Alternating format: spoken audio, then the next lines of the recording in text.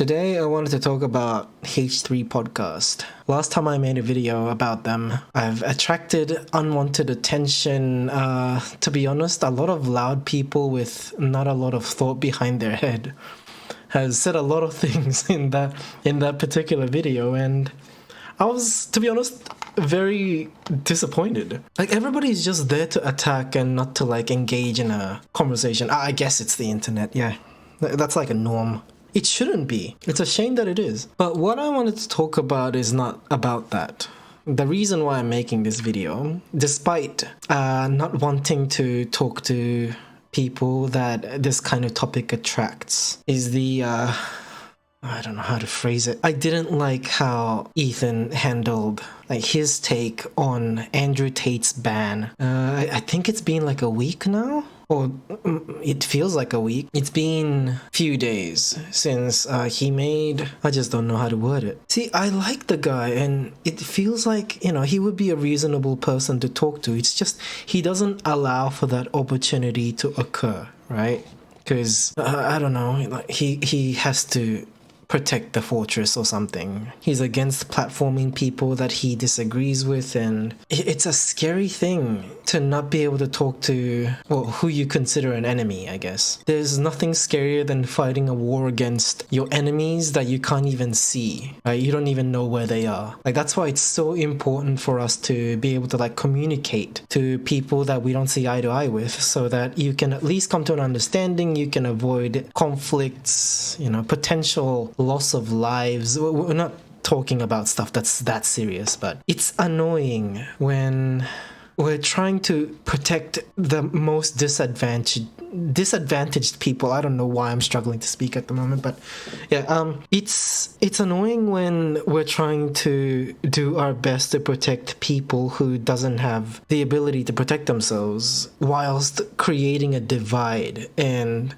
I guess, transferring that disadvantage to the other side, where they don't have to, where they can't protect themselves anymore after they lose the ability to, I guess, rebuttal, speak, whatnot, just by removing them, eventually just leads to another divide. Everybody's okay with discrimination when, it's not the people that they like that is happening to them. Wait, was that English?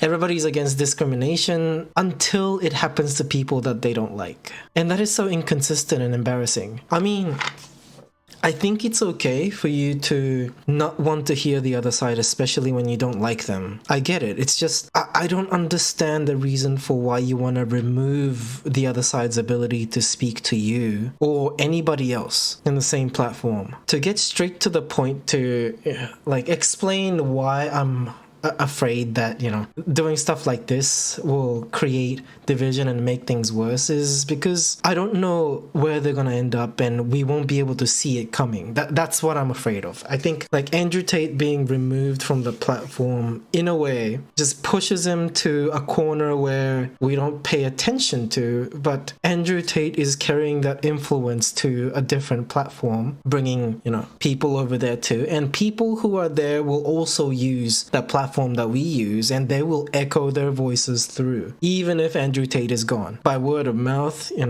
words of Andrew Tate might spread, maybe re-uploads or snippets or whatnot will end up on YouTube, and people will watch that, gets convinced, and then become red-pilled. If we can't in a way publicly humiliate people in front of their own fan base, how are we going to prevent things from happening? This is just a temporary solution to a problem that nobody's addressing, which is there's a reason why people are watching him, right? What are you going to do about that? There's obviously people that likes what he's saying, and I don't think we're offering any solution for that. Those crowd is just going to find another idol to follow. And this whole fight is so pointless. Just blocking off the other side. I don't know what that solves. I just don't get it. I really don't understand. I also think about other people that got banned. To be honest, if Leafy was disciplined, I don't think he needed that ban. If YouTube could,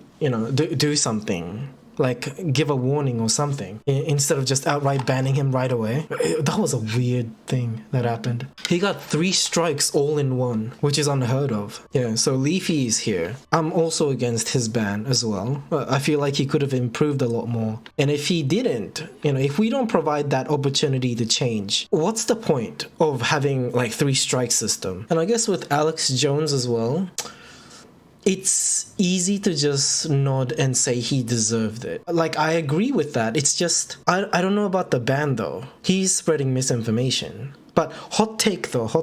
I'd rather him be an infinite money funnel to people who decides to sue him than to have him lose his job and then lose everything. But maybe the problem with him is not as simple as that. And I don't think I can justify my points against every ban, because to be honest, I just don't know every single one of them off by heart. But when it comes to disagreements, when it comes to an idea that we have to get rid of in like a permanent fashion, like Andrew Tate, for example, I think a lot of people with just not enough love from their fathers are the ones seeking this out and are finding people like Andrew Tate. People that has no direction. They need what Andrew is telling them to do in order for them to get to somewhere. And I'm sure, with any action, it leads you somewhere. And I'm sure there's a lot of success stories that comes with Andrew Tate's advice. There's a lot of failures, but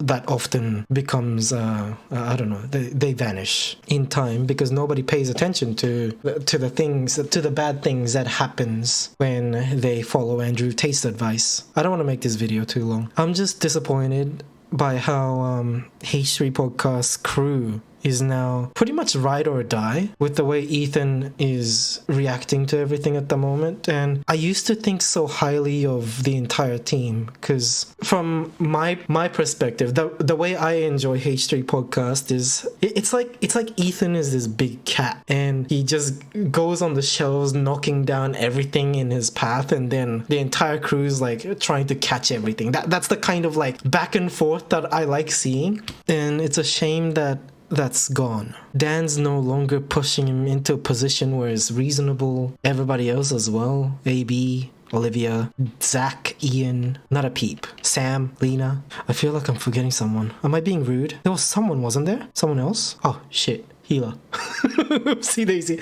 Alright, but yeah, nonetheless, I still like to watch them. I still like to support their streams, their content, but not after how frustrated I became after listening to the way Ethan described Abba and Preach, and like so many other people who are commenting on this who are against Andrew Tate but was against Andrew Tate's ban. And the fact that Ethan can't differentiate those two different positions is a shame. Who he has turned into. Now, he often goes back and forth with his takes on, bad takes, good takes. He does go back and forth, so I'm sure there's going to be a point in future where he's going to be based again, where he's going to be fun, but until then, I don't think I want to support his content, not in the way that he is at the moment. And I'm sure he's fine with that. I'm sure H3 Podcast is fine without my view. I'm just a speck, right? Within the 2 point something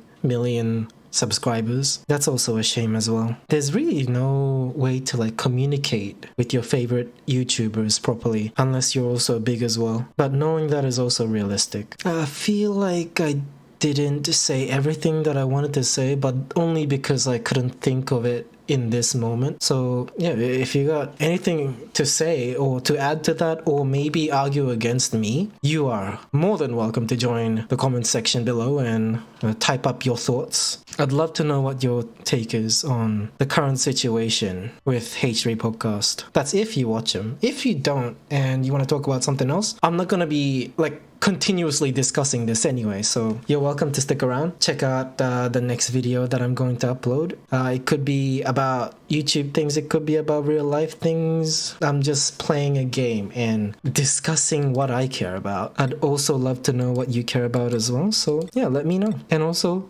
like the stream, like the video to support the channel. Subscribe if you haven't already. I'm gonna go pee right after I find another night owl or early bird. You see this night owl trait? Very useful for when you don't care about the other stuff. It pretty much buffs your character up. Oh shit!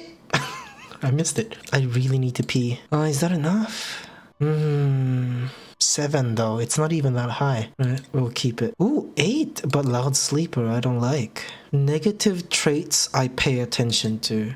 Very, very important that you avoid things that are disadvantageous. Too disadvantageous. Where? Night owl or early bird? Oh, shit. No, loud sleeper. No. I really want to pee. Oh. No. Oh, this is better than this one. Okay.